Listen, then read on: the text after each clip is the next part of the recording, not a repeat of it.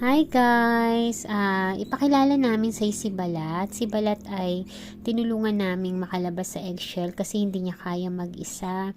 So, akala namin hindi siya makakasurvive pero nakasurvive siya. Nung unang hindi niya maigalaw yung isang paa niya.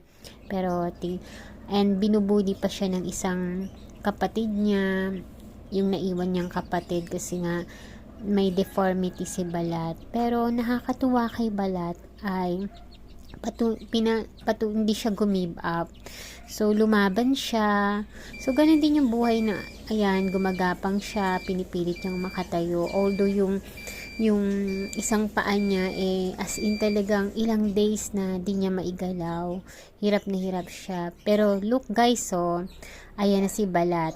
Although nakabent yung dalawang daliri ng paa